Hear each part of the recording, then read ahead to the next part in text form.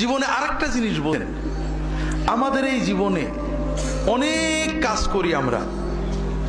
কারোর লক্ষ্য উদ্দেশ্য এমপি হওয়া, কারোর লক্ষ্য উদ্দেশ্য বড় ডাক্তার হওয়া, বড় লোক হওয়া, অনেক উদ্দেশ্য আছে। আমরা অনেক কিছু করি, কিন্তু আবার সবকিছু রেখেই চলে যেতে হয়, ঠিক না? আরেকটা জিনিস বোঝেন, দুনিয়াতে কেউ আপন হয় না। যে বউ আপন, 2 ঘন্টা আপন থাকেতে 4 ঘন্টা ঝগড়া করে, আছে না নেই? যে ছেলে আপন, সে 2 ঘন্টা কথা শুনে তো 4 ঘন্টা কথা শুনে না, ঠিক না বেঠিক? যে ভাই আপন, সে ভাই 2 ঘন্টা আপন আর 2 ঘন্টা পর। যে বাবা আপন, যে সবচেয়ে আপন মা আপন, সেও দেখা যাচ্ছে আরেক ভাইয়ের কথা শুনে পর হয়ে যায়, হয় না? হয় না হাজেরিন? দুনিয়াতে কেউ 16 আনা আপন হয় না। আমাদের এই জীবনটা পরকে আপন করার, মানুষকে খুশি করার জন্য একটা সংগ্রাম। ছোটবেলায় বাবা মাকে খুশি করার চেষ্টা করেছি, পারিনি, কত মারছে, ঠিক না বেঠিক?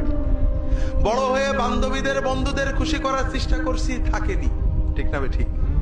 বিয়ে করে বউকে স্বামীকে খুশি করার চেষ্টা করেছি, 16 আনা কখনোই হয়নি, ঠিক না বেঠিক? কর্মক্ষেত্রে, জীবনে, সব জায়গায় আমরা 12 আনা ব্যর্থ, যদি 4 আনা সফল হইও, ঠিক না বেঠিক? একজনই আছেন যাকে আপন করলে তিনি কখনো পর হন না। তিনি কে?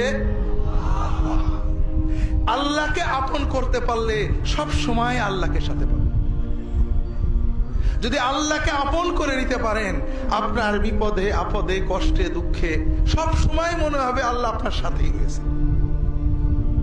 যে বেদনা কারোর কাছে বলা যায় না, বউয়ের কাছে বলা যায় না, মায়ের কাছে বলা যায় না, যে আনন্দে কাউকে শরীক করা যায় না, যদি আল্লাহকে আপন করতে পারেন, সেই আনন্দে আল্লাহকে শরীক করতে পারবেন, সেই বেদনার কথা আল্লাহর কাছে বলে বুকটাকে হালকা করতে পারবেন। কথাকে বুঝতে পেরেছেন?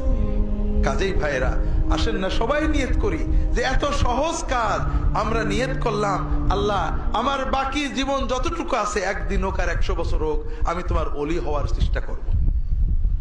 আল্লাহ তাআলা সকলের নিয়ত কবুল করে নিন, আমিন।